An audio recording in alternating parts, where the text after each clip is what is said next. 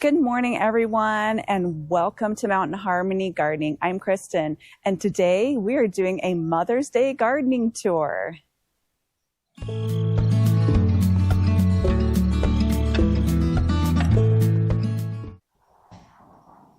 It's a little bit of a colder morning out, so I figured this would be a perfect time to show everyone what our garden looks like on this cold morning.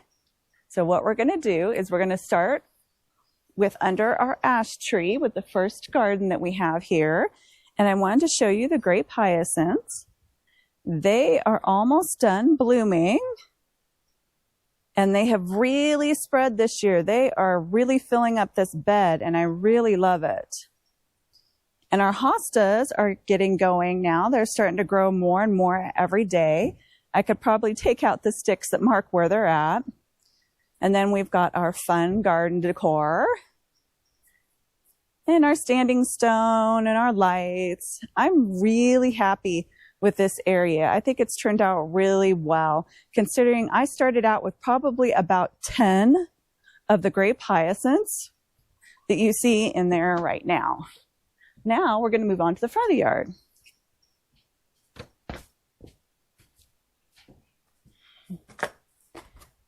We're going to start with the bleeding heart. And I just saw a bumblebee flying around in there. This is the largest. Oh, there's the bumblebee. There. Oh, I don't know if we got him or not, but he's flying around. And this is the largest that this has ever been. In fact, it kind of shaded out the fern that I had in there, and the fern ended up not coming back. But our little columbines have come back, and they've even got buds on them. And our barberry is doing well, getting larger every year. And this is our other bleeding heart, our white one, and it's gotten larger this year too. And the bugs don't seem to bother the bleeding hearts, so I know that this is a good plant to plant in my yard. And the coral bell is starting to come up nice. Our tulips are pretty much done for the season, so I'm just waiting for them to die back. And our new barberry, I figured if the root weevils don't eat the other one, they won't eat this one. We need to get it planted soon because it's looking a little bit sad in its pot now. And then the double flowering almond is almost finished blooming too. It's starting to get its leaves. And the dogwood looks pretty good, but it's got an aphid problem. You can see right here, all these little black things on the stem are actually aphids. And that's because we've had a really wet, kind of strange spring where we're still getting some snow every once in a while, which you would think would kill off aphids, but it doesn't. And I've tried spraying it down, but what I'm going to have to do is just get the hose out, put it on high, and spray them off. And our forsythia is already getting eaten by the root weevils. That's what this damage is here. It's actually not leaf cutter bees. It's the root weevils. And I can tell because they leave behind poop. And I'm trying to see. It rained last night, so I think it washed the plant off pretty good. But you'll find that there are little black dots all over the plants, and that's how I know that it's them. And look at the cleavers. Oh my goodness, it is just a carpet of white. And this started from 3 plants that I planted around the large rock right here. And I just planted a few in this little area, and then it completely has spread. And this is where I'm going to be putting in the hollyhocks to try to get some height to this part of the garden. Now here's our new flower bed. And later on today, once it warms up and dries out just a little bit, we will be planting all this. And this will be in a video not this Friday, but next Friday after that. And I will be showing you how I get all of these off to a good start. And I want to show you, look how much the raspberries have grown. If you haven't seen our video on how we build the trellis for these, definitely check it out. It's going to be a more popular video. And this is so super simple to build. even with Donnie falling off the deck and me stabbing myself, we still really had a lot of fun building this, and it was a great project. And now that it's done, it looks so nice. And I am really happy that we put in this other flower bed. And my comfrey right here has come back up, and there's another plant there that I'm going to be transplanting into this little bit of an empty area right here, because I would like all of this to be comfrey, because this is a great fertilizer. Plus it's also a medicinal herb too. And there are all of the irises. I don't expect them to bloom this year because I just divided them last year, but hopefully next spring we'll be having some irises. Now we are going to walk over to the Japanese garden. Unfortunately, my poor dwarf weeping crabapple only got a few flowers on it this spring. I think it needs some fertilizer, and I'm going to be doing that later on today. Oh, look. I just noticed this. These are buds for our iris, and that one is a red one, which is Sebastian's favorite color, and he picked these irises out. Irises are also his favorite flower, too. Oh, he's going to be so excited to see those. And our other goji berry is getting off to a really good start since it has a little bit of sunlight on it. And look at this. Look how much this is filling out since we trimmed it up. And I keep having to wrap all of these in. So, and we're getting a few clematis buds too right here. So they're just kind of sprawling everywhere right now. And the honeysuckle will be blooming later on. This part of the Japanese garden looks pretty sad this time of the year, because this is the area where the bird bath is, and well, where there's really not much growing. That was a sidewalk, and where we also found that whole entire box of nails that was buried in here. And the soil is, I'm not kidding, rock hard.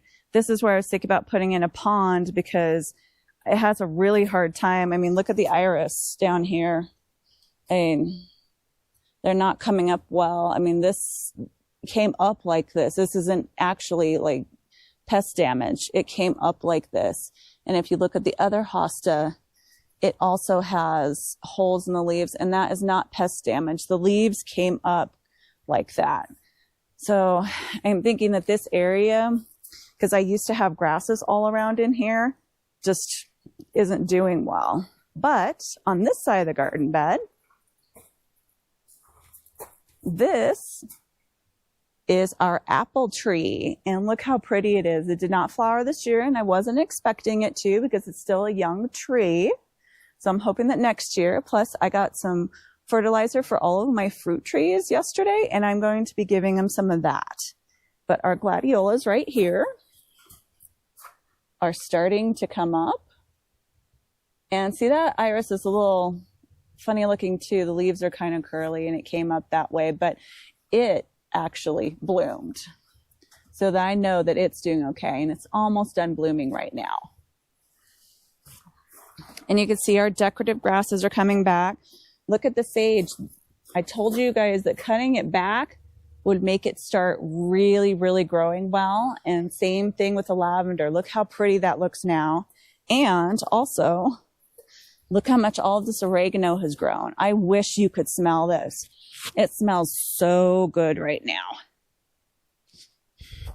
So it's really worth it in the spring to go ahead and trim all of your herbs back, and they will look really good in a very short amount of time. And here are the two new fruit trees. This one is a red Bartlett pear.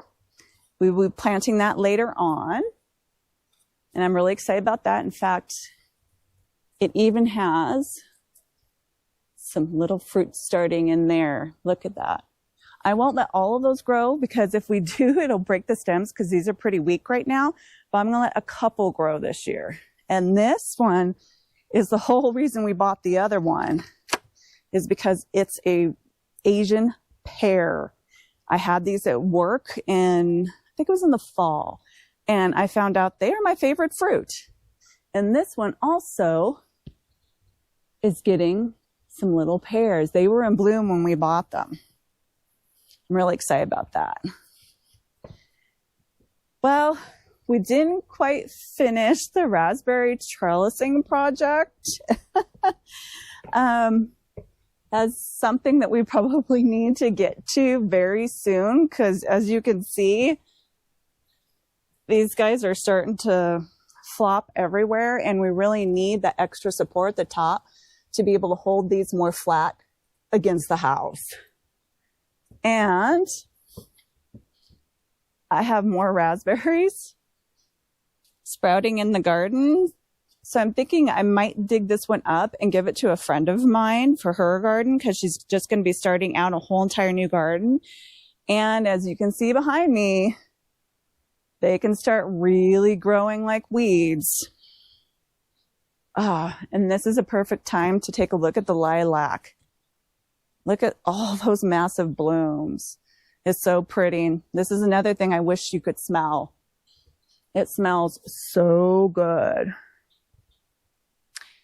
I would show you behind the house, but I'm not going to get through there because it's, well, the blooms are so heavy with all the rain, they're kind of pulling the lilac bush down.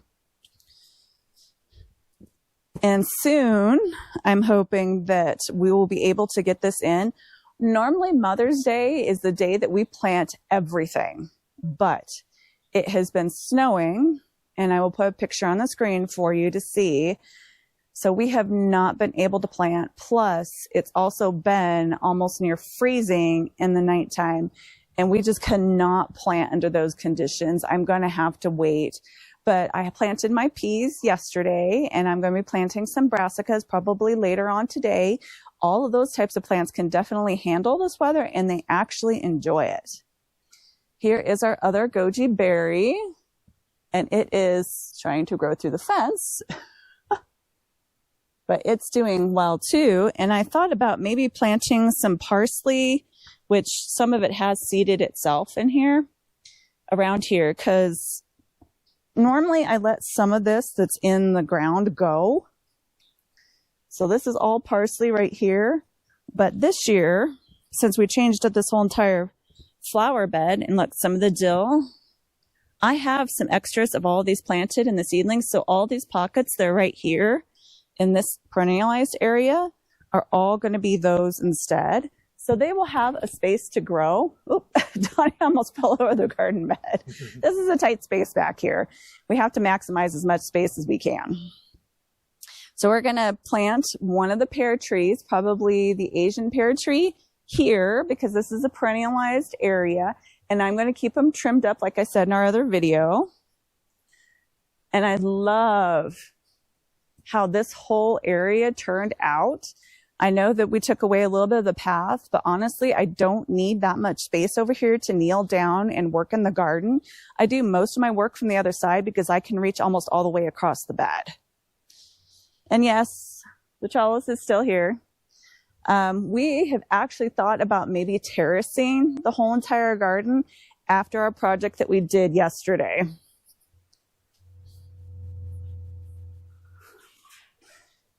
This is our new pumpkin and squash or melon, whatever I decide to grow up at this year, trellis. It's changed a lot from last year. And we found out that with the slope down this way and the slope down that way, it was extremely hard to get this level. And Donnie's nodding his head yes. It took us a while to kind of get this to where it would work in this area. And we needed it to be so much skinnier than the other one that we had to make it shorter. But I love this because now, even with like standing on the cinder blocks here, I can reach over halfway to the middle. So I'm going to have so much easier of a time getting the pumpkins or the spaghetti squash. And I'm thinking about growing a melon over this too, to see how it works. So much easier to train them up and over, and then they will go down this way. Because beside the shed here, we actually get a good amount of sunshine during the summertime. Right now, the angle of the sun is a little bit different, but later in the summertime, when they will actually be growing down this way, plenty of sunshine. I had a pumpkin that I got from down here last year too. So this will work out really well. And then of course, we'll be filling in all of these lovely little pockets. And we put up the barrel too. I'm going to step down. And they're helping Tawny across. Ooh, our shed's open. Ooh, okay. Swelled a little bit with the rain last night. Okay, take a look at the collard greens. That's taller than me. The kale is almost taller than me. Can you believe this? Because last time we filmed these, they were probably half this size, at least. I didn't expect it to grow this tall, but it is flowering, and we found out that Patsy loves these flowers. Loves them. So what we're going to do is, well, this is food for the rabbit, but we're going to trim it back probably about halfway down, and we'll just keep removing the flowers and giving them to Patsy. It's a great food source for her and for us. But you can see, look at how big they all are. They're doing amazing. I've had to restake, like this one down here was completely flopped over, and we had to get it a big stake too. And I'm going to need to do that with these two here at the end as well. And here is where the garden, or the old greenhouse, it's now a garden bed, was at. And we extended it out by 1 block right here. And we just took the blocks that were there and we just simply picked them up and moved them, which was a good thing because we have catnip growing in this one, because our old catnip plant is actually buried underneath here. But we have all of these little catnip plants that are coming up that we're going to leave. So I'm fine with them growing in there. And last time we did a garden tour, I had all kinds of other things sprouted in here, including in like this one, we had some basil, and it all of a sudden just got really cold. That groundhog was wrong, by the way. We did not have an early spring, and my aunt lives in California. She is still getting snow. So it was like right after Groundhog Day, it decided to be winter here, and we got snow and cold weather, like really cold weather, and it killed off a lot of the little seedlings that had sprouted on their own. I was so hoping to perennialize the basil and get a hardier seed from my area. But we'll try it again, see what happens. And if next year I know some of these sprouting, I'm going to prick them out and I'm going to go pot them up inside the house instead. But something that has done well with the colder weather is all of our onions and our chives. And I've got a carrot sprouting. The carrots weren't even over here last year. This was, oh my gosh, there's another carrot. Wow. This wasn't the carrot bed. The carrot bed was further over last year. So we've got a carrot and a carrot, and look at the fennel. The fennel never looked this good last year. And I'm hoping that this year it will actually start to bulb up. And it is. It's actually starting to get a little bit thicker down at the base, and that's what you want because that's the part that you eat. So I'm just letting it grow. I mean, why not? And then, of course, we've got some chives right here along with grass and more grass that comes up. And also, we've got chives and our onions over here. And I was hoping that the chamomile would come back, but that's one of the things that also got frozen when we actually started to get winter. So I lost that chamomile, but I have, I think, 12 plants started inside. So that won't be a problem to get those started again. So I think this pretty much concludes our garden tour. I hope you enjoyed it. And don't forget to like, subscribe, share, and comment. We have over 100 videos on our channel now. And I am so excited about that because there's so much information that you guys can gain from all of those videos. So happy gardening, everyone, and happy Mother's Day.